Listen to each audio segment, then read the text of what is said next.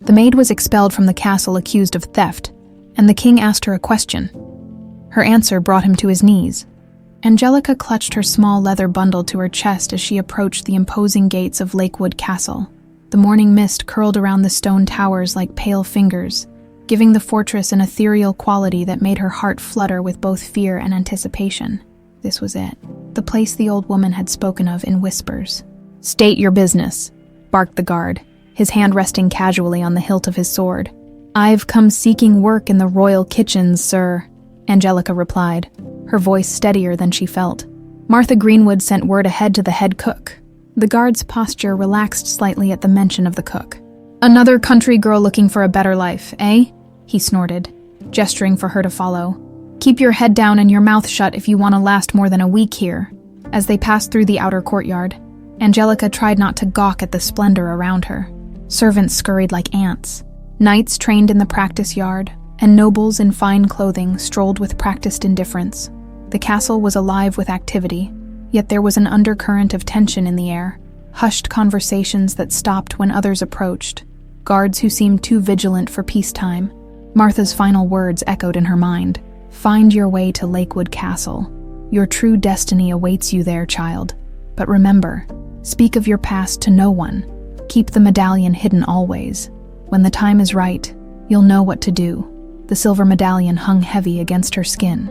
Concealed beneath her simple dress, it was her only link to a past she couldn't remember, a past that Martha had guarded with stubborn silence until her dying day 3 weeks ago. "You there, new girl?" A stout woman with flour-dusted hands beckoned from a doorway. "You're late. We've bread to bake for tonight's council dinner." Angelica quickly tucked away her memories alongside her medallion and hurried to work. 3 weeks later, Angelica had learned the rhythms of castle life. She'd been promoted from the kitchens to serving in the Great Hall, a position that gave her greater access to the upper floors of the castle, which suited her purpose, though she wasn't entirely sure what that purpose was yet. It was during one such dinner service that she first saw him up close, King Richard, the young monarch whose melancholy was as famous as his fairness and judgment. He sat at the high table, barely touching his food, his dark eyes scanning the room with wary attention. Though not yet 30, lines of worry had already etched themselves around his eyes. "Don't stare," hissed Mabel, a senior maid, jabbing Angelica with her elbow. "And for heaven's sake, don't catch his notice. Not unless you want the Duchess to make your life miserable." Angelica's eyes shifted to the woman seated at Richard's right hand, Duchess Margaret, the king's half-sister, where Richard was all subdued watchfulness. Margaret was animated grace, her laughter ringing out as she charmed the nobles seated near her. Yet there was something in her eyes when she looked at her brother, something that made Angelica's skin prickle. "Is it true what they say?" Angelica whispered as they retreated to the serving area. "About the late king and queen," Mabel crossed herself reflexively, "that they were poisoned. No one knows for certain, but they both took ill so suddenly. And the queen's favorite dog died the same night, which makes one wonder." She leaned closer. "The Duchess was passed over for the throne, you know. Being the elder child but born to the king's second wife, some say she's never forgiven that slight." A bell rang, calling them back to service. But Angelica had seen enough. The tension between the royal siblings was palpable. Richard, isolated in his grief and suspicion, and Margaret, whose ambition seemed barely contained by her courtly facade. That night, as the castle settled into silence, Angelica made her way through the shadowy corridors. Over the weeks, she'd discovered a narrow staircase leading to an abandoned watchtower, a place where she could be alone with her thoughts and the strange, persistent feeling that she'd been in this castle before. The full moon bathed the tower room in silver light as Angelica sat on the stone ledge, looking out over the sleeping kingdom. On nights like this, she felt closest to whatever mystery surrounded her birth. Martha had only revealed fragments on her deathbed, that Angelica had been entrusted to her as an infant, that her parents had been of noble blood, and that the medallion was the key to everything. Almost without thinking, she began to sing, a haunting melody with words in an ancient language that Martha had taught her. The Moonlight Lullaby, the old woman had called it, insisting Angelica practice it until every note was perfect. The melody echoed softly against the stone walls, carried by the night breeze across the castle rooftops. In his chambers below, King Richard bolted upright in bed, cold sweat beading on his forehead. The nightmare had been the same. his mother's pale face, her hand reaching for him as court physicians swarmed around her bed. But it wasn't the nightmare that had awakened him. It was a song, the same lullaby his mother had sung only to him and his sister when they were children.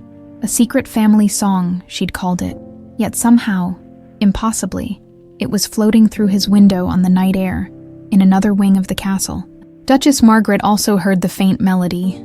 Unlike her brother, she didn't bolt upright or gasp in shock. Instead, she set down the correspondence she'd been reading, letters from Westland marked with the royal seal, and walked slowly to her window, her face usually composed into pleasant beauty, hardened into sharp angles as she listened. "Impossible," she whispered, her knuckles white against the windowsill. Back in the tower, unaware of the shock waves her song had sent through the castle, Angelica finished the lullaby and touched the medallion beneath her dress. For a fleeting moment, as moonlight caught the tower stones, she could have sworn she saw markings appear on the wall, symbols similar to those etched on her medallion, but they vanished when she blinked. She rose to leave, suddenly uneasy, feeling watched, though she could see no one. As she descended the spiral staircase, she didn't notice the figure in the shadows of a connecting corridor, a figure whose curiosity had now been irrevocably awakened. In the coming days, Angelica would feel eyes upon her more frequently, some curious, others calculating. The medallion seemed to grow heavier against her skin, and she often caught herself humming the lullaby without meaning to. Something had been set in motion that night in the tower, something that couldn't be stopped. And high above the kingdom, invisible in the daylight but approaching steadily, a celestial visitor was making its way toward them. A comet so dark it absorbed light rather than reflected it, last seen a century ago when 2 royal houses had fallen, and a blood prophecy had been spoken. The Black Star was coming. For 3 nights, King Richard prowled the upper corridors of the castle like a restless ghost. Sleep had become his enemy, not just because of the nightmares, but because of the haunting melody that occasionally drifted through the night air. A melody that should have died with his mother. "Your Majesty, you seem unwell," Lord Blackthorne, his most trusted advisor, ventured during their morning council. "Perhaps we should postpone the border negotiations until—" "I'm fine," Richard snapped, rubbing his temples. The room fell silent, the council members exchanging glances. He sighed, softening his tone. "Forgive me. Continue with the reports." But his mind wasn't on border disputes or grain stores. It was on the mysterious singer and how to find them without alerting the entire castle to his search. That evening, as servants prepared the great hall for dinner, Richard positioned himself in an alcove overlooking the busy chamber. One by one, he studied the servants, particularly the women, searching for what? He wasn't sure. Someone who didn't belong. Someone with secrets in their eyes. His gaze settled on a dark-haired maid he hadn't noticed before. She moved with unusual grace, her posture suggesting breeding that didn't match her station. When she glanced up, sensing his scrutiny, he saw eyes that were remarkably similar to "Spying on the help, brother. How novel." Margaret's voice made him start. She glided to his side, resplendent in emerald silk that set off her auburn hair. Their father's coloring, so different from his own dark looks, which favored their mother. "Hardly," he replied, "just ensuring everything is in order for tonight's dinner." "Of course." Her smile was honey over steel. "Though I must say, that particular maid does stand out." She nodded toward the dark-haired girl. "New, I believe, from some mountain village. She has an odd accent." The casual way she offered this information told Richard that his sister had been watching the girl too. But why? "Since when do you take note of servants?" he asked. "Since always, dear brother." Margaret's laugh tinkled like breaking glass. "You may command armies, but the true power in any castle lies with those who empty chamber pots and serve the wine. They see everything." She squeezed his arm. "Something our mother taught me, if not you." The mention of their mother hung between them, charged with unspoken accusations. 4 years had passed since Queen Eleanor's death, followed mere weeks later by their father's. The physicians had declared it a wasting illness, but Richard had never been convinced. Neither, it seemed, had Margaret, though her suspicions ran in different directions than his. "Speaking of wine," Margaret continued, "I've had a special cask opened for tonight, a gift from our friends in Westland." Richard's jaw tightened. "Westland sends gifts now. Last month they sent raiding parties to our border villages. Diplomacy takes many forms." Her smile was enigmatic as she drifted away, pausing to give instructions to the dark-haired maid, who bowed deeply. Richard watched the exchange, noting how the maid's hand unconsciously moved to her throat once Margaret had passed, as if checking that something was still there. Curious indeed. That night, Richard waited in the shadows of the upper corridor, wrapped in a plain cloak that concealed his royal attire. For 3 hours, he stood, motionless, until his patience was rewarded by the soft padding of feet on stone. A slender figure with a hooded cloak moved silently toward the abandoned eastern tower. Richard followed at a careful distance, his hunting skills serving him well as he placed each foot to avoid the creaking boards he knew lurked in the old passageway. The figure, clearly female, ascended the tower stairs without hesitation, as if she'd made this journey many times before. He gave her a few minutes, then followed, avoiding the third step that had always groaned beneath weight. Since he was a boy playing hide-and-seek with Margaret in these very corridors, the sound of singing reached him before he topped the stairs. That same ethereal melody, sung in the ancient tongue that few besides his mother had mastered. He paused in the stairwell, transfixed.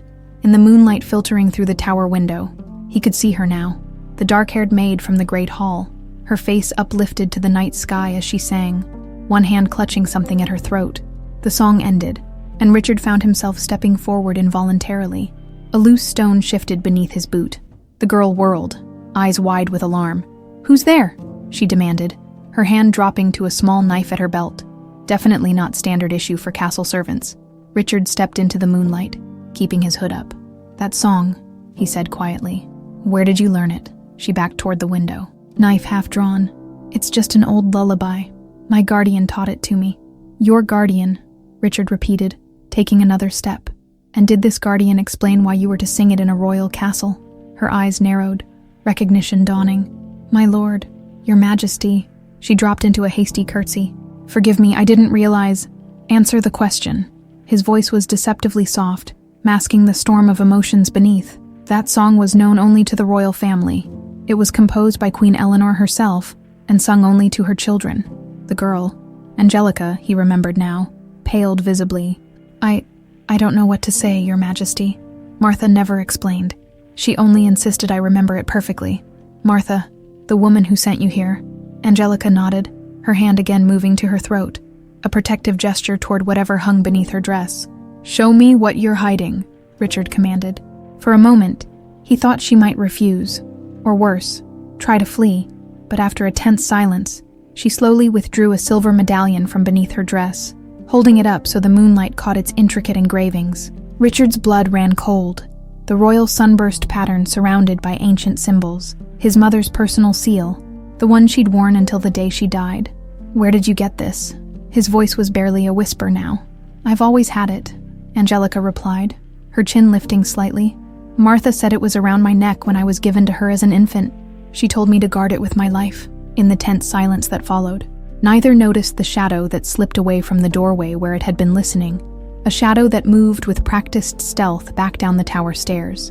In her chambers, Margaret closed the door with controlled precision, her mind racing. The medallion changed everything.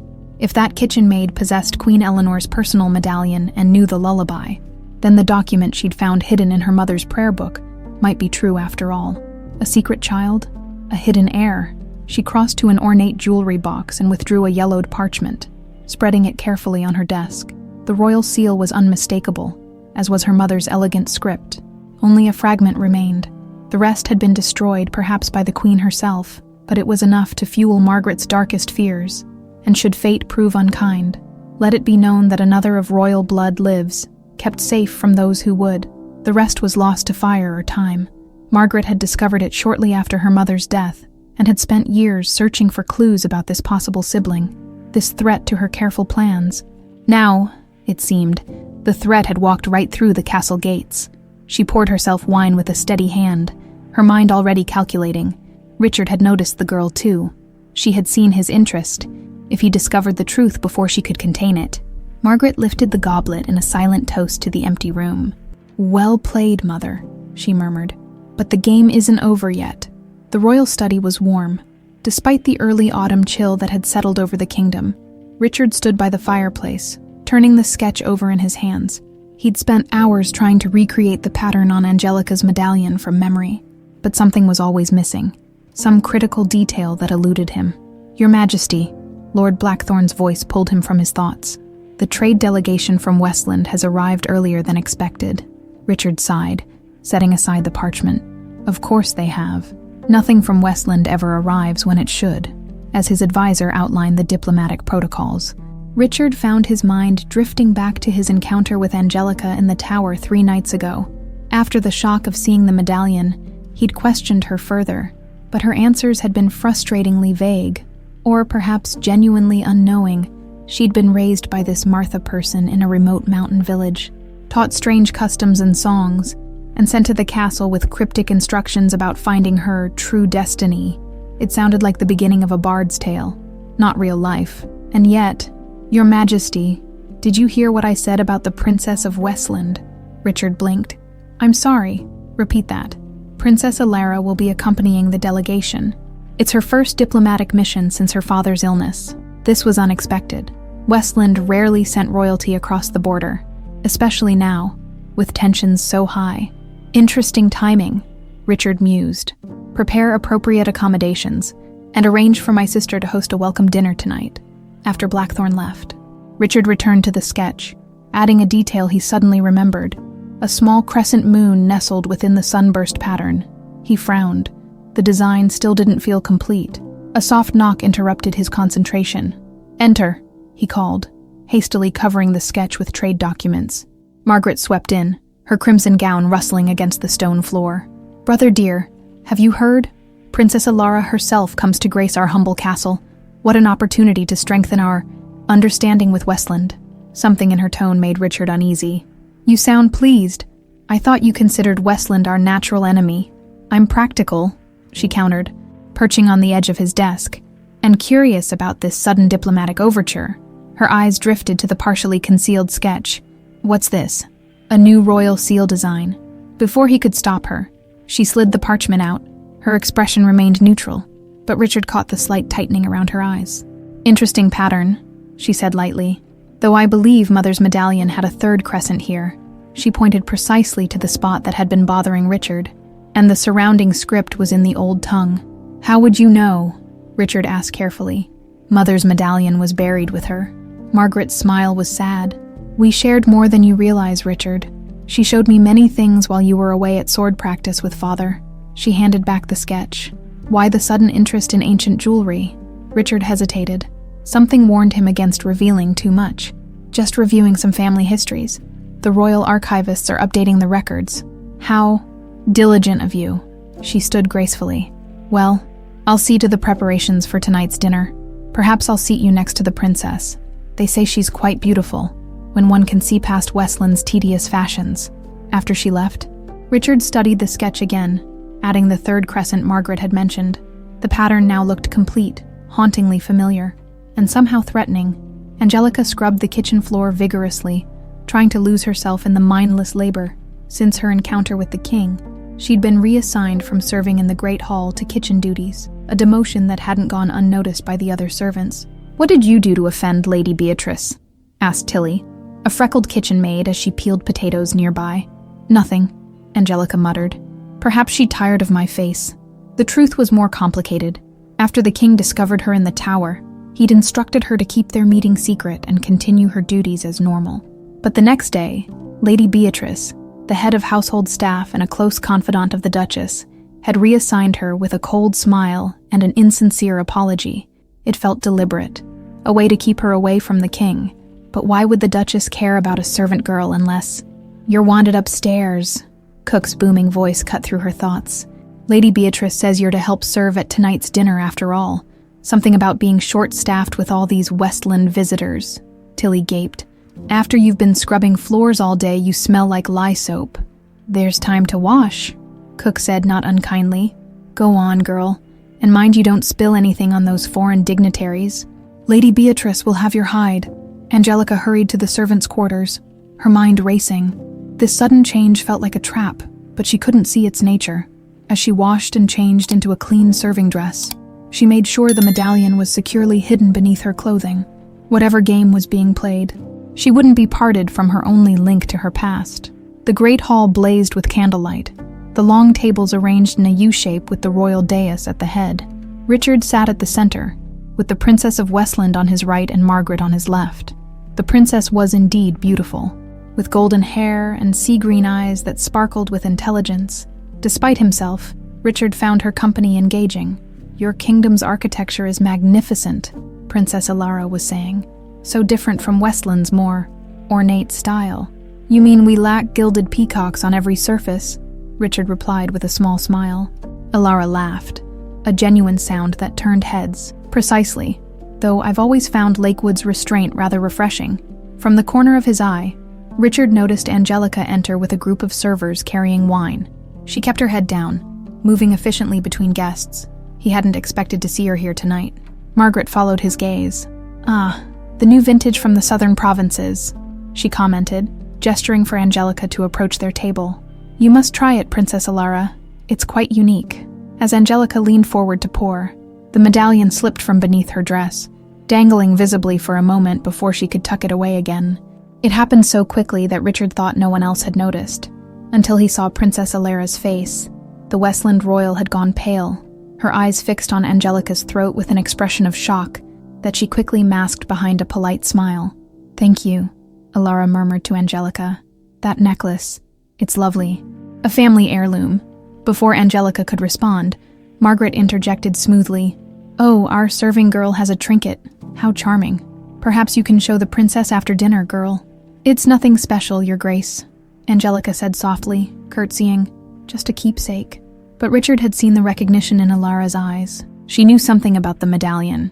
As Angelica retreated, Princess Alara's composure returned, but she stole glances at the serving girl throughout the meal. Later, as musicians played and the dinner guests mingled, Richard noticed Margaret deep in conversation with Lady Beatrice, both of them watching Angelica with calculating eyes. A sense of foreboding washed over him. Princess Alara appeared at his side. "Your Majesty," she said quietly, "I must speak with you privately. It concerns that serving girl and the medallion she wears." Before Richard could respond, a commotion erupted near the servants' entrance. Lady Beatrice's voice rose above the music. "Stop that girl! She's stolen the Duchess's ruby brooch!" Guards moved quickly, surrounding Angelica, who stood frozen in confusion. One guard roughly searched her pockets, then held up a gleaming ruby brooch for all to see. "I never," Angelica began, but her protest was cut short. "Search her quarters," Margaret commanded, her face a perfect mask of disappointment. "See what other trinkets our light-fingered friend has collected." Within the hour, a small collection of jewelry had been discovered among Angelica's meager possessions, including a ring that Margaret identified as having belonged to Queen Eleanor. "To think she wore Mother's medallion so brazenly," Margaret said, her voice thick with practiced emotion. "The audacity is breathtaking." As the guards led a stunned Angelica away, Richard caught Princess Alara's gaze across the room. Her eyes conveyed a clear warning, but whether about Angelica or Margaret he couldn't tell. All he knew was that the medallion, now confiscated as stolen property, was at the center of a mystery far deeper than he had imagined. And somewhere in the castle, a clock had begun ticking down to a reckoning that had been centuries in the making. The throne room fell silent as the heavy doors swung open. Morning light streamed through tall windows, illuminating motes of dust that danced in the air like tiny stars. Angelica entered flanked by 2 guards, her wrists bound before her with rough rope. The grand chamber, designed to intimidate with its vaulted ceilings and ancient battle banners, succeeded in making her feel impossibly small. At the far end, King Richard sat upon the throne, his expression carefully neutral. The royal council, 12 nobles representing Lakewood's most powerful families, occupied tiered seats to his right. Duchess Margaret stood slightly behind the throne, her crimson dress a splash of blood against the gray stone walls. Angelica kept her eyes downcast as protocol demanded, but she could feel dozens of gazes boring into her. The weight of accusation hung in the air, suffocating as a noose. "Approach," Richard commanded, his voice echoing. The guards prodded her forward until she stood before the dais. Only then did she dare look up. Richard's face betrayed nothing. No hint of their encounter in the tower. No acknowledgement of the connection they'd shared through the lullaby. In that moment, she was merely another servant accused of theft. "This tribunal has been convened to address serious allegations against Angelica of High Pine Village," intoned Lord Blackthorne, the head of the council. "Duchess Margaret, you may present the evidence." Margaret stepped forward. every inch the grieving noble whose trust had been betrayed. My lords, it pains me to bring these charges. This young woman was welcomed into the royal household in good faith, yet yesterday evening, my personal maid discovered several items missing from my chambers. She gestured to a small table where the evidence lay displayed: a ruby brooch, 2 gold rings, a pearl hairpin, and, most damning of all, Angelica's silver medallion. Most distressing, Margaret continued, lifting the medallion with reverent fingers, is this piece, which belonged to my beloved mother, Queen Eleanor. It was thought lost after Her Majesty's passing. To find it in this girl's possession is unforgivable. The medallion caught the light, its 3 crescents seemingly alive within the sunburst pattern. Angelica's throat tightened with panic. Without it, she had nothing. No connection to her past. No proof of whatever destiny Martha had spoken of. What say you to these charges? Lord Blackthorne demanded. Angelica's voice came out steadier than she expected. I am innocent, my lords. The medallion is mine, given to me as an infant. The other items were planted among my belongings by someone who wishes me harm. Murmurs rippled through the chamber. Accusing a member of the royal family, even indirectly, was dangerous ground. Bold claims from a kitchen maid? Remarked Lady Osterley, an elderly councilwoman with sharp eyes. What evidence have you? Only the truth of my words, Angelica replied. I have never stolen anything in my life, yet you claim ownership of a royal heirloom, countered Lord Blackthorne. By what right? Before Angelica could respond, the chamber doors opened again. Princess Alara of Westland entered, her blue gown stark against the Lakewood court's darker fashions. A murmur swept through the room at this unexpected intrusion. Forgive my interruption, Alara said, her voice clear and confident. But as a royal guest, I request permission to address this tribunal on a matter directly related to these proceedings. Richard, visibly surprised, nodded his assent. The tribunal recognizes Princess Alara of Westland. Margaret's expression tightened almost imperceptibly as Alara approached the dais. Thank you, Your Majesty. Alara turned to face the council. My lords and ladies, I have reason to believe that the medallion in question may have significance beyond what you realize. With respect, Princess, Margaret interjected smoothly. Westland's interest in Lakewood's internal matters is unusual. Perhaps, Alara conceded with a diplomatic smile. But that medallion bears markings similar to certain royal artifacts in Westland's possession. Its origin may be more complex than simply belonging to Queen Eleanor. A tense silence followed her words. Richard leaned forward slightly, his interest evident despite his attempt at impartiality. This is most irregular, Lord Blackthorne said finally. The tribunal must consider the charges as presented, Princess Alara. While we value your input, this remains a Lakewood matter. Alara bowed her head gracefully, but not before giving Angelica a meaningful look that conveyed both warning and encouragement. What followed was a procession of witnesses. Lady Beatrice testified to finding the jewelry in Angelica's small trunk. A guard swore he'd seen her lingering near the royal chambers. A kitchen boy reluctantly admitted that Angelica often disappeared during her free hours, supposedly exploring the castle. None of it was evidence of theft, but together the testimonies painted a picture of suspicion. Throughout, Richard remained silent, watching with inscrutable eyes as the council grew increasingly convinced of Angelica's guilt. When the testimonies concluded, Lord Blackthorne turned to the king. Your Majesty, the council has heard sufficient evidence. We recommend— One moment, Richard finally spoke, rising from his throne. I would examine the medallion. Margaret handed it to him with seeming reluctance. Richard studied it carefully, turning it over in his hands. The accused claims this medallion was given to her as an infant. Yet Duchess Margaret maintains it belonged to our mother. He looked directly at Angelica. How do you explain this contradiction? Angelica met his gaze steadily. I cannot, Your Majesty. I know only what my guardian told me, that it was around my neck when I was given into her care, and that I was never to part with it. Convenient? Margaret murmured. Richard held the medallion up to the light. This is indeed reminiscent of our mother's personal seal, yet— He trailed off, his brow furrowing slightly as he examined the back of the medallion, where faint markings were etched into the silver. Before he could comment further, Lord Blackthorne cleared his throat. Your Majesty, the hour grows late. The council must render its judgment. After a moment's hesitation, Richard returned to his throne, pocketing the medallion rather than returning it to Margaret. If his sister noticed this detail, she gave no sign. The council's deliberation was brief. The verdict, delivered by Lord Blackthorne in solemn tones, surprised no one. Guilty. For the crime of theft from the royal family, the traditional punishment is imprisonment, Blackthorne stated. However, in consideration of your youth and the Duchess's merciful request, the sentence is exile. You will leave Lakewood by sunset, never to return on pain of death. Angelica's world narrowed to a pinpoint of disbelief. Exile.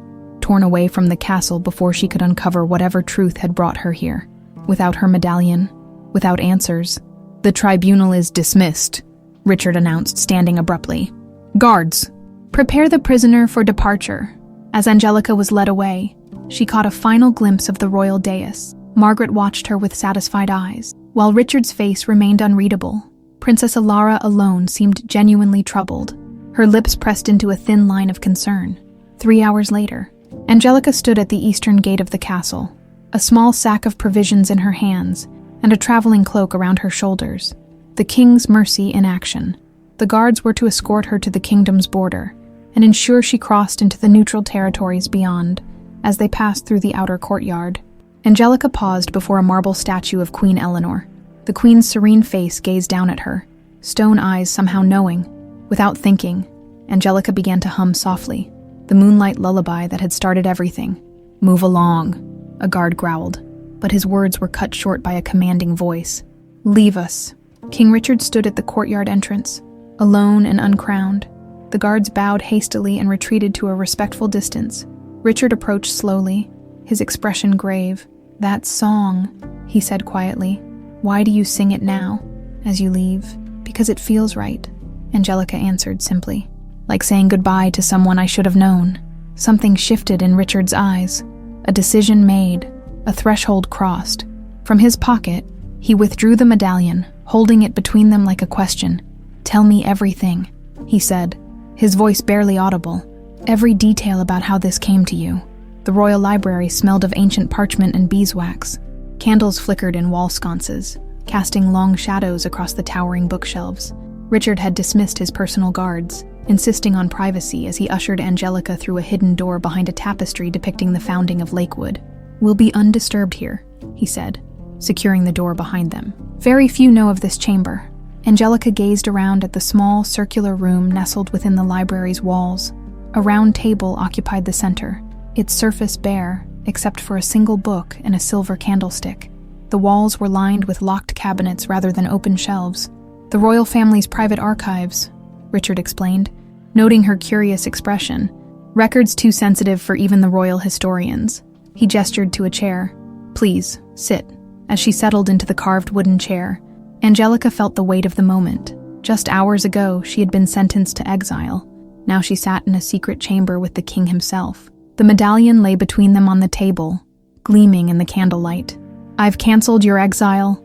Officially, you're being held for further questioning, Richard began. But Margaret believes you left with the evening guard. We have little time before questions arise. Why risk helping me? Angelica asked. Richard's gaze was steady. Because that lullaby haunts my dreams. Because the medallion bears our mother's personal seal. Yet you've had it since infancy. Because Princess Alara recognized it, which suggests its significance extends beyond our borders. He leaned forward. Most of all, because in the tower that night, I felt something I cannot explain.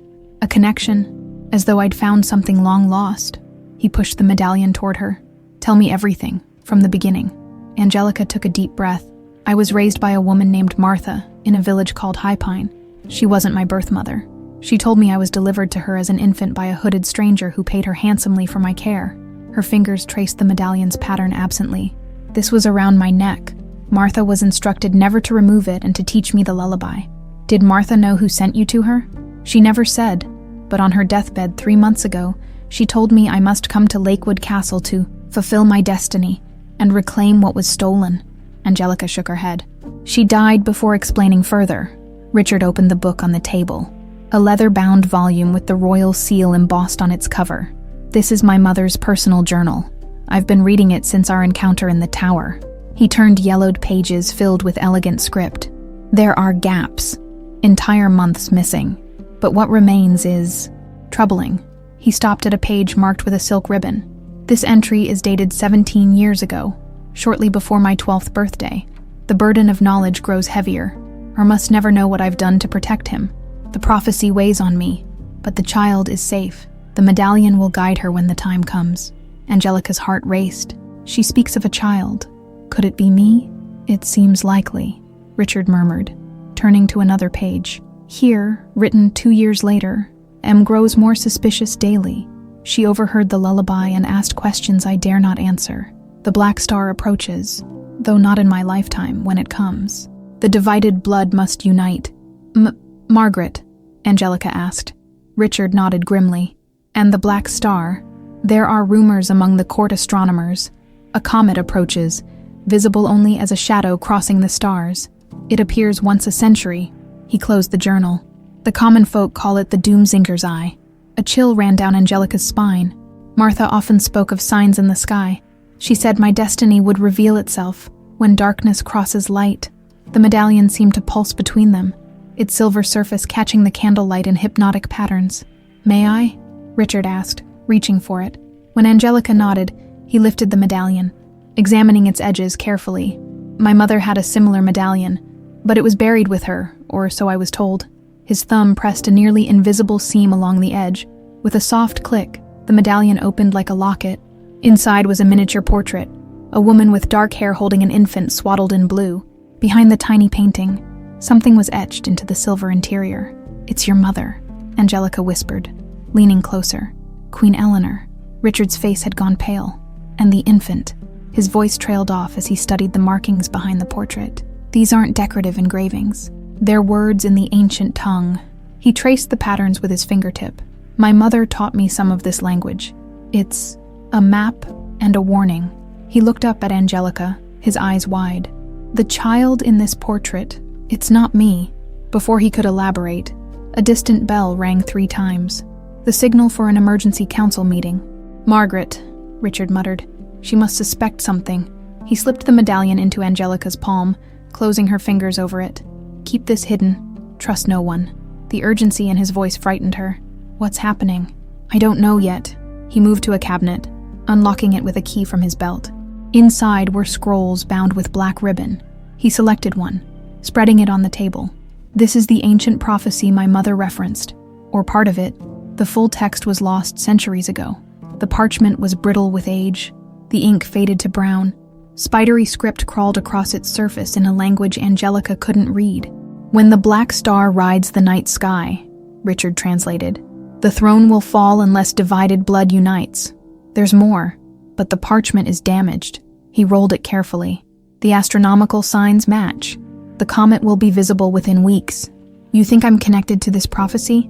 Angelica asked. Richard's gaze was intense. I think you might be my sister. The words hung in the air between them, both impossible, and somehow perfectly right. But that would mean that my mother gave birth to a daughter who was then hidden away. Richard's voice was strained. It explains why she was so changed in her final years. Withdrawn. Secretive. The bell rang again, more urgently. I must go, Richard said, replacing the scroll. My absence at council would raise too many questions. He gripped Angelica's shoulders. You need to stay hidden. I've arranged quarters for you in the eastern wing, servants' rooms that have been empty since the winter staff reductions. Lady Mira, my mother's former handmaiden, will bring you there. Can she be trusted? With our lives. She loved my mother above all others. He moved toward the hidden door, then paused. Angelica, if you are my sister, if we share the same blood. He seemed unable to complete the thought. She understood his turmoil. In the short time they'd known each other, their connection had grown into something that defied simple categorization. There had been moments when their eyes met, when their hands accidentally touched, that had kindled feelings neither had dared acknowledge. If they were siblings, those feelings became a complicated tangle of emotions that would need to be examined in a different light. We'll discover the truth together, she said softly. Richard nodded, his expression clearing. Until then, we proceed with caution. Margaret has spies everywhere. As if conjured by her name, a soft knock sounded at the library's main door. Your Majesty, Margaret's voice called. The council awaits. Richard gave Angelica a warning look, then slipped through the hidden door to a connecting passage. She heard him emerge somewhere in the main library.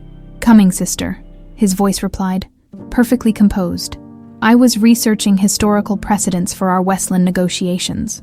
Left alone in the secret chamber, Angelica clutched the medallion tightly, her mind reeling with revelations. Sister to the king, daughter of Queen Eleanor, subject of an ancient prophecy, and above it all, the ominous approach of a celestial visitor, the black star that would either seal their fate or offer salvation. Lady Mira moved through the castle like a ghost, her gray hair bound in a simple knot, her dark dress blending with the shadows. At 70, she was nearly invisible to most of the court, just another aging servant whose presence was noted only when needed. This suited her perfectly. "Stay close," she whispered to Angelica as they navigated a narrow servants' corridor. "The eastern wing is seldom used, but we must still be cautious." 3 days had passed since Richard had hidden Angelica away. 3 days of whispered conversations and mounting tension as reports arrived of unusual troop movements along the Westland border. "Has there been word from the king?" Angelica asked. Mira's lips thinned. "His Majesty is preoccupied with the Westland delegation. The princess continues to extend her diplomatic visit while sending frequent messages home." She gave Angelica a sidelong glance. "She asks about you, though not directly." "Princess Alara recognized my medallion," Angelica said. "She knows something, perhaps. But Westland's interest is rarely benevolent." Mira stopped abruptly, pressing her ear to a wall panel. After a moment, she continued, seemingly satisfied they weren't being followed. They reached a tapestry depicting a hunting scene. Mira pushed it aside to reveal a small wooden door. These were once the Queen's private chambers, before she moved to the royal suite after marrying King Rowan, Mira explained, producing an iron key. "Few remember they exist. You'll be safe here while I'm gone." The lock turned with a reluctant creak. Inside, the air was stale but not unpleasant, scented faintly with dried flowers and old parchment. Dust covers shrouded the furniture, giving the room a ghostly appearance in the dim light filtering through shuttered windows. "Gone?" Angelica asked, alarmed. "Where are you going?" Mira closed the door, speaking quietly despite their isolation. "The king has asked me to retrieve something from my cottage. Documents I've kept safe since Queen Eleanor's death." Her eyes, sharp despite her years, studied Angelica's face. "He believes they may contain information about your birth." Angelica's heart quickened. "You know, don't you, who I am?" "I have suspicions." Mira removed a dust cover from a chair and sat heavily, as if the weight of secrets had become too much to bear standing. "I served Queen Eleanor for 30 years. I was with her through all her births.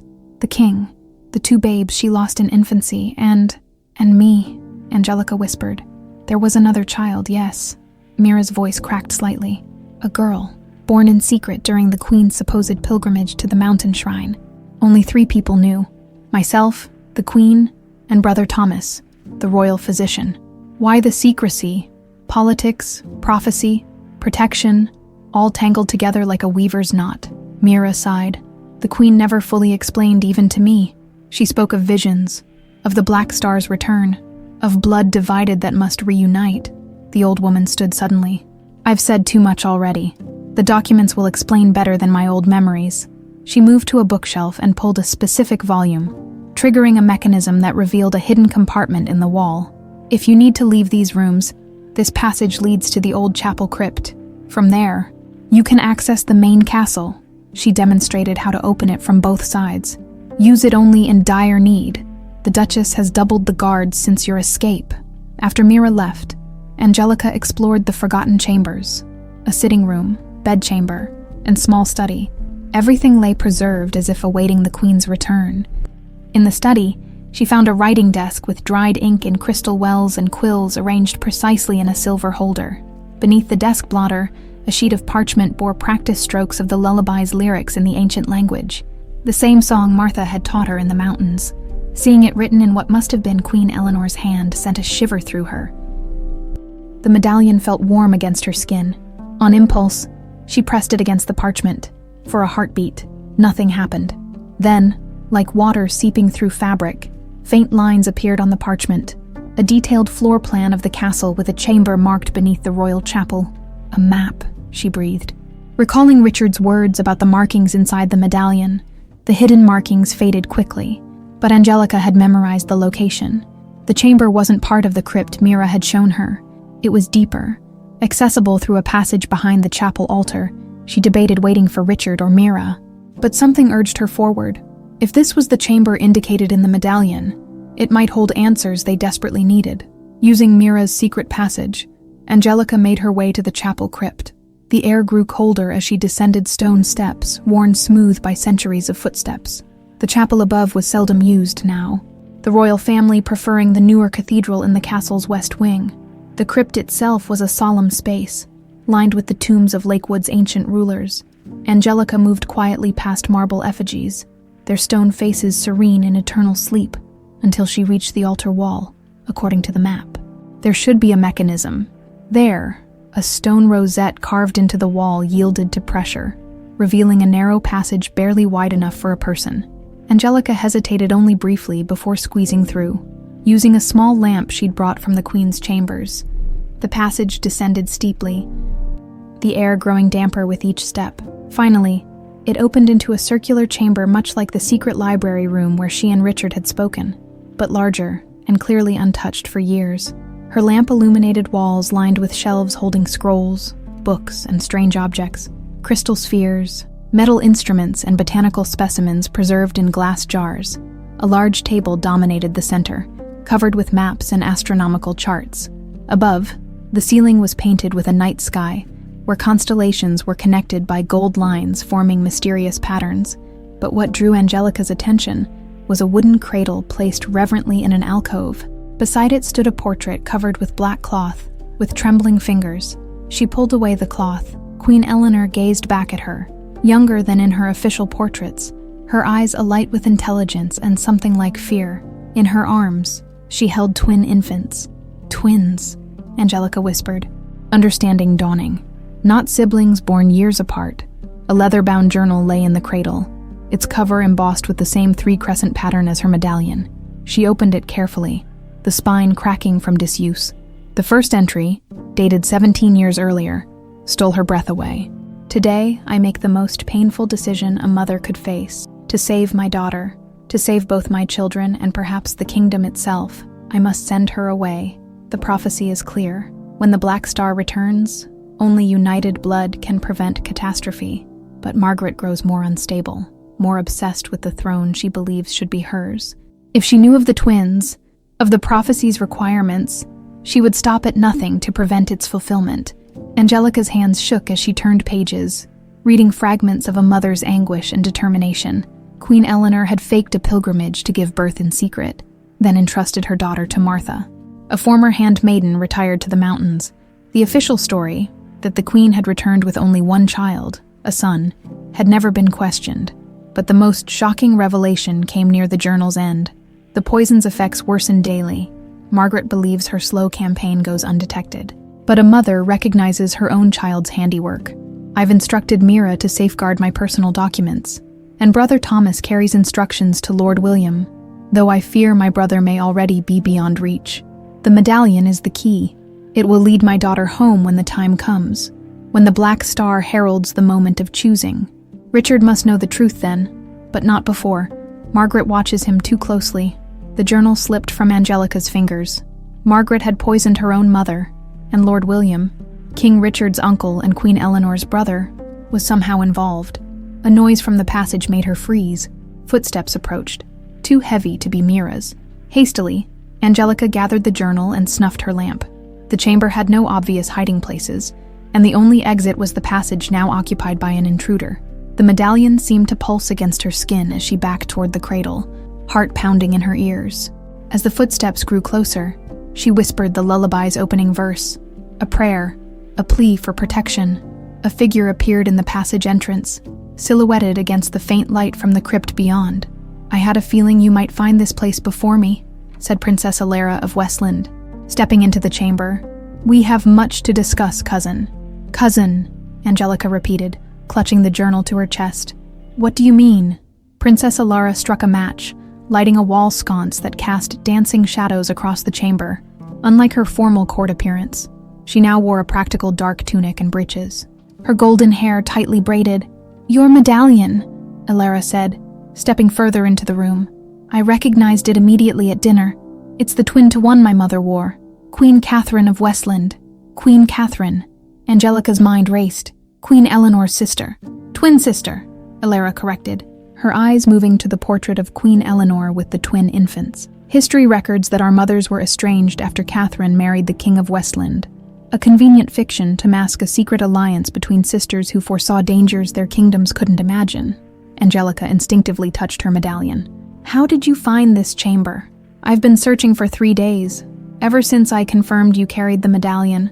My mother left detailed instructions before she died last winter. Alara's expression softened. She spoke often of her sister and their shared burden, knowledge of the prophecy and what it would demand of their children, before Angelica could respond. A commotion echoed from the crypt above, shouting voices and the clatter of armored footsteps. "Castle guards!" Alara hissed, grabbing Angelica's arm. "Is there another way out?" Angelica shook her head, panic rising. "Not that I know of," Alara cursed under her breath, then rushed to the table, gathering star charts and journals. "Take what you can. These documents cannot fall into Margaret's hands." As they frantically collected the most important-looking materials, the voices above grew closer. Alara pulled out a dagger from her boot, her expression grim. "I'd rather not start a diplomatic incident by stabbing Lakewood guards. But if necessary." Angelica's attention was drawn to the painted ceiling, where the gold lines connecting constellations converged at a central point. The pattern matched markings on her medallion. "Wait," she whispered, holding her medallion up toward the ceiling in the flickering light. The 3 crescents aligned perfectly with a constellation directly above. Angelica pressed the medallion against the wall beneath it. Stone grated against stone as a section of wall slid open, revealing a narrow tunnel. "Mother's full of surprises," Alara muttered, shoving the documents into a leather satchel. "Go." They slipped into the passage just as guards entered the chamber. The wall closed silently behind them, leaving them in complete darkness. "Now what?" Angelica whispered. "Now we crawl," Alara replied, her voice calm despite their predicament. "Keep moving forward. These old castles are riddled with escape routes if you know where to look." They crept through the passage, which gradually inclined upward, after what seemed like hours, but was likely only minutes. They reached a small chamber with a ladder leading to a trap door. Alara ascended first, pushing cautiously. "It's clear," she whispered, climbing out. Angelica followed, emerging into a small gardener's shed in the castle's north garden. Through a dusty window, she could see guards rushing toward the chapel, torches illuminating their grim faces in the gathering dusk. "Margaret knows," Angelica said, the realization settling like ice in her stomach. "She knows we've discovered the truth." Alara peered through the window, her expression calculating. "We need to reach Richard. Is there a secure way back to your hiding place?" Before Angelica could answer, the shed door burst open. Both women spun, weapons raised. Alara, her dagger. Angelica, a rusty trowel snatched from a shelf. "Put those down before you hurt yourselves," Lady Mira snapped, closing the door behind her. "The entire castle is searching for both of you." Relief flooded Angelica. "Mira, how did you find us?" "I've served this castle for 50 years, child. I know its secrets better than most." She eyed Alara suspiciously. "Though I didn't expect to find you with Westland royalty." "She's my cousin," Angelica explained quickly. "Queen Catherine was my mother's twin sister." Mira's eyes widened. "That would explain much." She removed a bundle from beneath her cloak. "I was returning with these when the alarm sounded. Margaret has accused Princess Alara of abducting you and stealing state secrets. She claims it's an act of war." "Convenient," Alara said bitterly. "She eliminates me and creates a pretext for conflict with Westland in one move." Mira nodded grimly. "King Richard has called an emergency council meeting. The Westland delegation is being detained for questioning. We need to get to Richard," Angelica insisted. "Show him what we've found. The royal apartments are heavily guarded," Mira warned. "The council chamber, then," Alara suggested. "If Richard is meeting with his advisors, that's where he'll be," Mira considered, then nodded. "There's a servant's passage that runs behind the council chamber. You can observe through the wall vents without being seen," as they slipped from the shed into the deepening shadows of evening. The first stars appeared overhead. Among them, barely visible, was a dark spot where no stars shone, a shadow moving slowly across the heavens. The black star had arrived. The council chamber hummed with urgent voices when they reached the hidden observation point. Through narrow wall vents designed to improve air circulation, they could see Richard seated at the head of a massive oak table, surrounded by his advisors. Margaret stood at his right hand, her face flushed with apparent concern. "This is clearly a Westland plot," Lord Blackthorn was saying. Princess Alara's actions prove their hostile intent. We have no proof she's taken the girl, Richard countered, his voice steady but strained. Nor do we know what state secrets were allegedly stolen. Margaret placed a hand on her brother's arm. Richard, I know this is difficult to accept. We welcomed Princess Alara in good faith, and she betrayed that trust, but we must act decisively. Our border garrisons report Westland troops massing near Falcon Pass. A murmur of alarm swept through the council. Is this information verified? Richard demanded. A military officer stepped forward. Yes, Your Majesty. Our scouts confirmed it this afternoon. Conservative estimates put their force at 5,000. An invasion force, Lady Osterley said gravely. Richard's expression hardened. How convenient that Westland positions troops just as we discover their princess engaged in espionage. Or perhaps, Margaret suggested, her voice honeyed with concern. They planned this all along. The diplomatic mission was merely a distraction while they prepared for war. What could they hope to gain? A counselor asked. The northern provinces have always been disputed territory, Margaret replied. And with the comet's appearance, what the common folk call the Black Star, there are those who believe old prophecies are coming to fruition. Prophecies that speak of a reunification of the kingdoms. Angelica and Alara exchanged startled glances. She's twisting the prophecy, Alara whispered, using it to justify war rather than peace. Inside the chamber, Richard had risen to his feet. Regardless of Westland's motives, we must protect our people. I want the border reinforced immediately. If Princess Alara and the serving girl are found, they are to be brought to me unharmed. Margaret's smile tightened almost imperceptibly. Brother, considering the gravity of the situation, perhaps stronger measures. My orders stand, Richard interrupted firmly. Council dismissed, Lord Commander. Remain for further instructions. As the council members filed out, only Richard, Margaret, and an older military officer remained. Once the doors closed, Margaret's demeanor changed instantly, her solicitous manner giving way to cold efficiency. We need to accelerate our timetable, she said to the officer. Westland's forces are ready. In position as requested, Your Grace, he confirmed. Awaiting your signal. Richard stared at them, comprehension dawning on his face. What is this, Margaret? Insurance, brother dear. Her smile didn't reach her eyes. Did you really think I wouldn't notice your sudden interest in old journals and secret chambers? Your clandestine meetings with that serving girl who should have been exiled? The Westland troops, Richard said slowly. They're not positioning for an invasion. They're following your orders. Not mine, precisely, Margaret corrected. Let's say I've formed a mutually beneficial alliance. Westland has always wanted the northern provinces. I want what should have been mine from birth, the throne. The Lord Commander shifted uncomfortably. Duchess, perhaps we should discuss this privately. No need, Commander Ralston. Margaret waved dismissively. My brother should understand exactly how thoroughly he's been outmaneuvered. She turned back to Richard. The Black Star's arrival is fortuitous. The people already fear it brings change. They'll hardly be surprised when the royal line changes with it. Richard's hand moved to his sword, but Commander Ralston was faster, drawing his blade and pointing it at the king's chest. I wouldn't, Your Majesty, Margaret advised. Commander Ralston's men control the castle gates, the royal guard, and most of the city garrison. You've been effectively dethroned. We're simply making it official tomorrow at dawn. She smiled coldly. Consider your remaining hours as king, a courtesy from a loving sister. As guards entered to escort Richard away, Angelica had to press her hand over her mouth to stifle a cry. Beside her, Alara's face was set in determination. We need to move, the princess whispered. Margaret's coup is already underway. Mira nodded grimly. And we have until dawn to stop it. We need allies, Alara whispered as they crept through the servants' corridors, avoiding the increased patrols. My delegation is under guard in the East Wing, Mira reminded her, and likely to be executed at dawn alongside the king if Margaret succeeds. Angelica clutched Queen Eleanor's journal, her mind racing. The medallion is the key. The map in the medallion led us to the chamber. She stopped suddenly. It's not just a map of the castle. It's a key to all the hidden chambers. Without explaining further, she pulled out the medallion and pressed it against a seemingly ordinary stone in the corridor wall. Nothing happened. It's not working, Alara said, glancing nervously over her shoulder. No. Wait!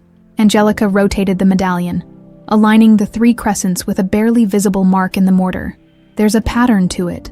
With a soft click, A section of wall slid inward, revealing a narrow staircase descending into darkness. "How did you know?" Mira asked, amazed. "The journal mentioned a path beneath paths accessible only with the royal seal." Angelica peered into the darkness. "I think this leads to what the medallion was truly meant to reveal." Mira produced a small lantern from beneath her cloak. "Always be prepared when castle intrigues are afoot," she said with grim satisfaction at their surprised looks. The stairs spiraled downward, far deeper than the previous chambers. The air grew colder, tinged with the scent of old stone and something else, parchment and ink. "We must be beneath the main foundations now," Alara observed as they reached the bottom of the stairs. Before them stretched a short corridor ending at a massive wooden door reinforced with iron bands. In the center of the door was an indentation in the exact shape of Angelica's medallion. "This is it," Angelica breathed, stepping forward.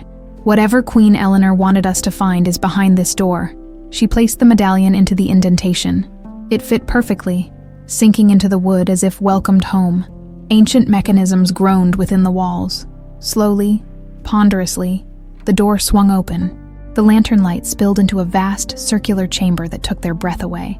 Floor-to-ceiling shelves lined the walls, filled with thousands of books, scrolls, and manuscripts, tables laden with maps, astronomical instruments, and strange devices filled the center space. Crystal containers held preserved plants and minerals. Glass globes contained swirling liquids that glowed with subtle light. But most astonishing was the ceiling, a perfect replica of the night sky, with stars represented by tiny embedded crystals that glimmered in the lantern light. At the center, a mechanism of brass and silver depicted the movements of planets and stars, slowly rotating on its own. "The Royal Library," Mira whispered reverently. "I thought it was just a legend." "Not just any library," Alara added, lifting a nearby manuscript. "These texts, they're from before the Sundering, when Lakewood and Westland were one kingdom." Angelica moved to a central pedestal where a single book lay open, its pages protected by a crystal case. Around it were arranged 7 medallions identical to hers, each with slightly different markings. "The prophecy of division and unity," she read from the book's visible page. "When royal blood was divided by ambition and hatred, so too did the land divide. Only when the bloodlines reunite under the Black Star's gaze will wholeness return." "The Black Star isn't a harbinger of doom," Alara realized. "It's a timekeeper, marking when the prophecy can be fulfilled." "But what does this library have to do with stopping Margaret?" Mira asked practically. Angelica carefully lifted the crystal case, turning pages in the ancient tome. "Queen Eleanor said the medallion would lead to the treasure that will save the kingdom. I think she meant knowledge, not gold." As she turned another page, she gasped. Detailed diagrams showed a plant with distinctive purple flowers. Alongside preparation instructions, Stellaris noctis, she read. "The night star bloom. It grows only by moonlight and it's an antidote to slow-acting poisons." "The same poison Margaret used on the Queen," Mira said grimly. "And likely now on Richard," Alara added. "A slow, untraceable death following his abdication would solidify her claim to the throne without the messiness of execution." Angelica continued reading. "The book says the flower grows in only one place, the royal crypt gardens, planted there centuries ago for this very purpose." "I know those gardens," Mira said. "They lie directly beneath the royal chapel, adjacent to the Queen's tomb." "We need to hurry," Alara urged. "Dawn is only hours away." Angelica hesitated, scanning the library.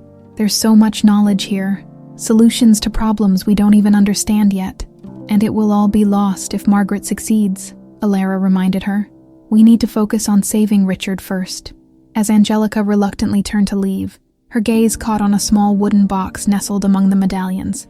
A familiar melody seemed to emanate from it, though it made no sound she could physically hear. Acting on instinct, she opened the box. Inside lay a simple silver key and a folded parchment. The note, written in Queen Eleanor's flowing script, was addressed to "My daughter when she returns. When the Black Star rises, seek the wisdom hidden beneath stone and stars. The 7 medallions together unlock the final chamber, where past becomes future and divided becomes whole. Trust only those who share your blood, whether by birth or by choice." "Mother knew this day would come," Angelica murmured. "She prepared for it her entire life." Mira gently took her arm. "And now we must fulfill her preparation. First, We save the king. Then we uncover whatever else she left for you, taking only what they needed. The antidote instructions and a few small vials of prepared medicines they found in a cabinet. They reluctantly left the library, the door sealed behind them, the medallion popping free as if to ensure they could return. Their journey back through the castle passages was tense. Twice they had to hide as guards passed, Margaret's men easily identifiable by the red bands they now wore on their arms. "The coup is already happening," Alara whispered, as they watched a group of red-banded guards escort several protesting royal advisors to the dungeons. "Margaret's not waiting for dawn," Mira agreed. "She's consolidating power now." When they finally reached the chapel, they found it eerily deserted. The crypt entrance stood open, torchlight flickering from below. "Something's wrong," Angelica whispered. "It's too quiet." They descended cautiously. The crypt appeared empty, the royal tombs standing in silent witness to centuries of Lakewood rule. Queen Eleanor's sarcophagus, adorned with the 3 crescent symbol, dominated the central chamber. "The garden entrance is through here," Mira said, leading them toward a small door behind the tomb. As they approached, a figure stepped from the shadows. All 3 women froze. "I wondered how long it would take you to find your way here," Margaret said, a dozen guards emerging behind her. "Though I must admit, I expected you sooner." "Margaret," Angelica acknowledged, her hand instinctively covering her medallion. The Duchess smiled coldly. "Cousin, or should I say sister, I'm still not entirely certain of your exact relationship to me, though I have my suspicions." She gestured to the guards. "Take them, but carefully. They're far more valuable alive than dead." As the guards advanced, Alara drew her dagger. Mira produced a small knife from her sleeve. Angelica had no weapon, but she clutched the medallion, feeling its warmth pulsing against her palm. "You won't succeed," Angelica said with more confidence than she felt. "The prophecy is exactly why you're still breathing." Margaret interrupted. "I've studied those ancient texts as well, though perhaps not as thoroughly as my mother. When royal blood reunites under the Black Star's gaze. Quite poetic, isn't it? But prophecies are open to interpretation." She stepped closer, her voice dropping to a confidential tone. "You see, there's nothing that says the reunion must be peaceful. Royal blood spilled together works just as well for the ritual, I believe." Behind Margaret, reflected in the polished marble of Queen Eleanor's tomb, Angelica saw movement, a shadow detaching itself from deeper shadows. A finger pressed to lips, urging silence. Hope surged through her as she recognized the figure. "Playing for time?" she asked. "Where is Richard?" Margaret's smile widened. "Preparing for his final public appearance. Dawn will see him formally abdicate in my favor, and by sunset, the potion I've been adding to his wine will ensure he never challenges me again." "You killed your own mother the same way," Angelica accused. Something flickered in Margaret's eyes. Pain, possibly even regret. Gone so quickly it might have been imagined. "She gave me no choice. She chose Richard over me, just as our father did." The shadow moved closer, now clearly visible to Angelica as King Richard himself, accompanied by Princess Alara's royal guards. How he had escaped, she couldn't guess, but his timing was impeccable. Angelica lifted her chin, channeling every ounce of royal bearing she had never known she possessed. "You've lost, Margaret. The prophecy will be fulfilled, but not as you imagine." "Bold words from a captive," Margaret sneered, gesturing impatiently to her guards. "Take them! Stand down!" Richard's commanding voice rang through the crypt as he stepped into the torchlight. Sword drawn, Westland guards flanking him. "Your conspiracy ends now, sister." Margaret's composure faltered for only a heartbeat before her confident smile returned. "Richard, how wonderful to see you free of your confinement." She glanced meaningfully at the Westland guards. "Though I see you've chosen questionable company, consorting with enemy forces during a crisis, the council will have concerns." "Save your performance," Richard replied coldly. "Your conspiracy is exposed. Commander Ralston confessed everything after your men attempted to assassinate him. A precaution you took in case he developed a conscience, I assume." Margaret's eyes narrowed. "Ralston was always weak, but you're outnumbered, brother.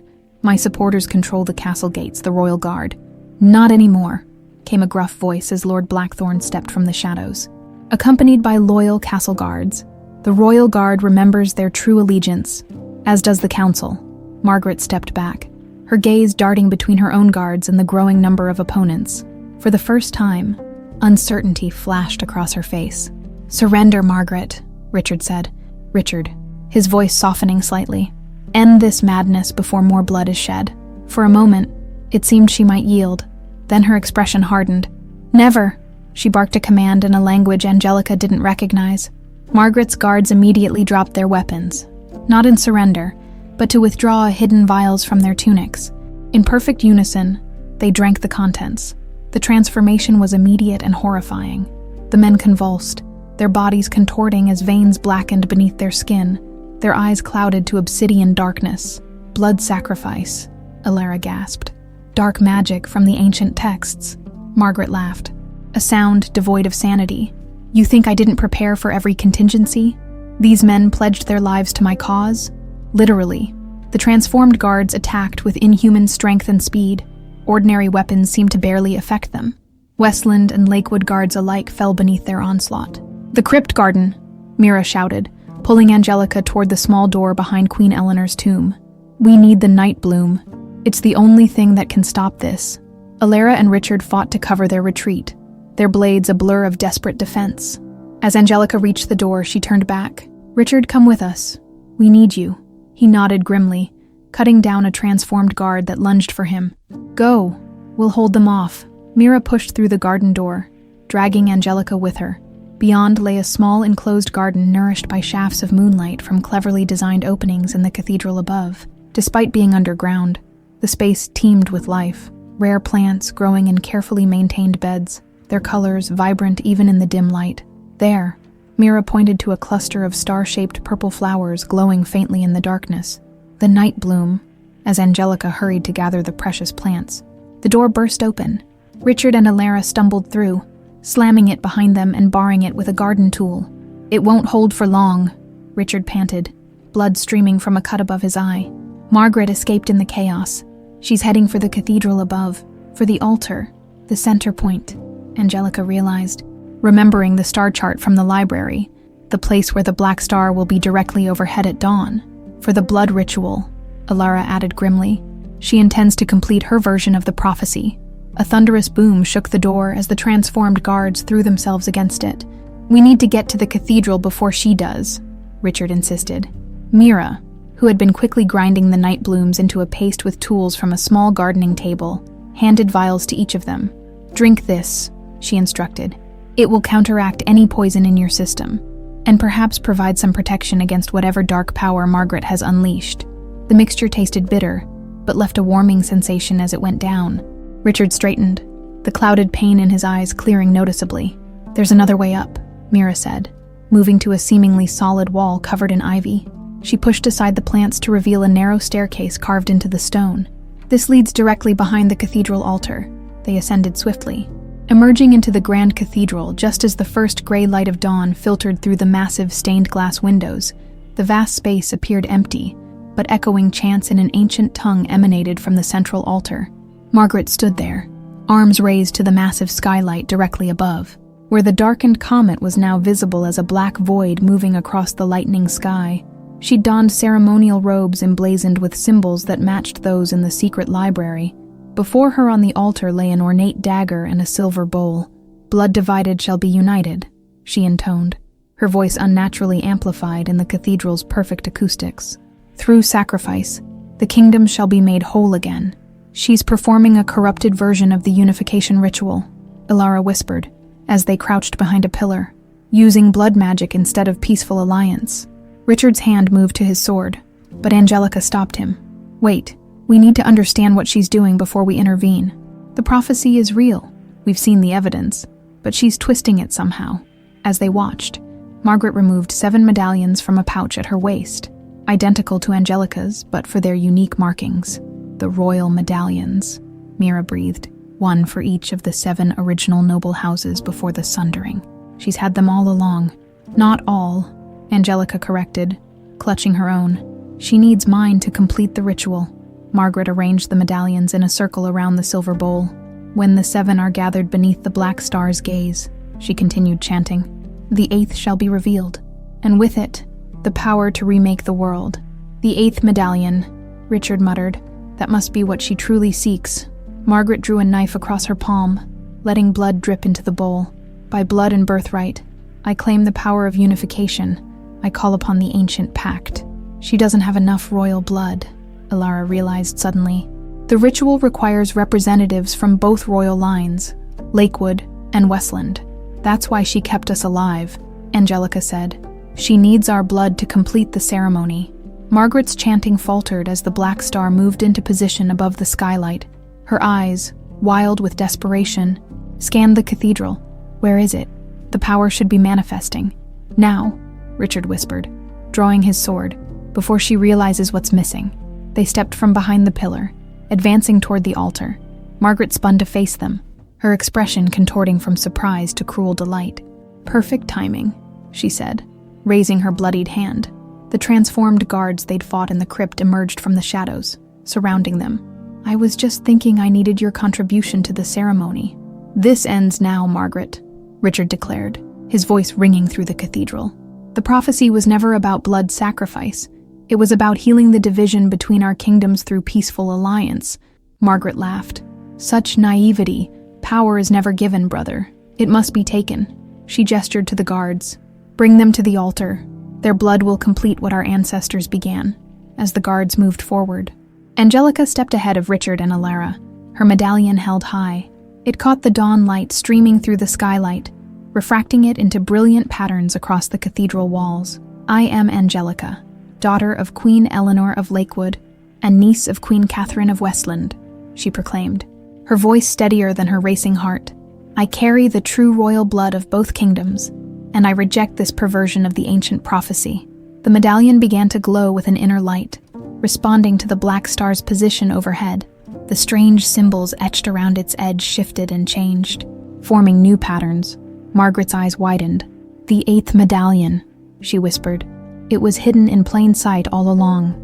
Angelica felt knowledge flooding through her, understanding passed down through generations of queens, encoded in the medallion she'd worn her entire life. The prophecy speaks not of domination, but of healing, she continued, advancing toward the altar. Not of one ruler, but of unity through alliance. She placed her medallion in the center of Margaret's arrangement. The 7 medallions began to glow in response, rising slightly from the altar to orbit Angelica's like planets around a sun. No, Margaret lunged forward, dagger raised. The power is mine by right. As the blade descended, a blinding light erupted from the medallions, throwing Margaret backward. The transformed guards howled in agony as the light touched them, the dark magic unwinding from their bodies. Through the skylight, the black star reached its zenith directly above the cathedral. The light from the medallions shot upward, connecting with the cosmic visitor in a spectacular aurora that bathed the cathedral in otherworldly radiance.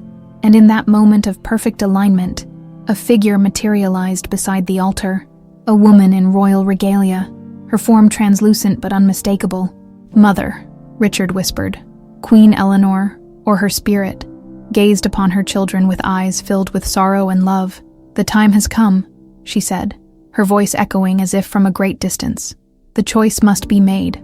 The spectral form of Queen Eleanor hovered before them, her translucent figure radiant with inner light. She wasn't quite solid, more like a perfect memory given form by the confluence of ancient magic and celestial alignment. My children, she said, her voice resonating with otherworldly echoes. The moment the prophecy foretold has arrived.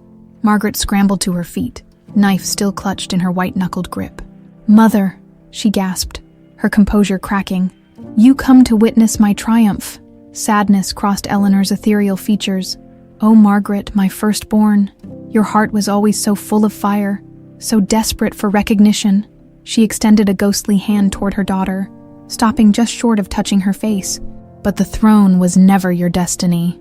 Because I was a girl, Margaret spat, anger displacing her momentary vulnerability. Because father decreed it. No, Eleanor replied gently. Because your gifts lie elsewhere. The throne would have consumed you, as it nearly has. The black star pulsed overhead, sending waves of energy through the medallions still orbiting in a complex dance above the altar. The cathedral walls seemed to shimmer, ancient murals hidden beneath centuries of paint revealing themselves, scenes depicting the original kingdom before its division, of twin queens ruling in harmony. The prophecy wasn't about reuniting the kingdoms under one ruler, Angelica realized, the knowledge crystallizing within her. It was about healing the wounds of the past, bringing balance to powers that were wrongfully divided. Eleanor nodded, turning toward Angelica and Richard. My son, raised to rule with justice. My daughter, hidden away to preserve her connection to the old knowledge. Her gaze shifted to Alara. And my sister's child, carrying Westland's legacy of diplomacy and vision. 3 branches of royal blood, Richard murmured, understanding dawning. The library, Angelica said. It wasn't just a repository of knowledge.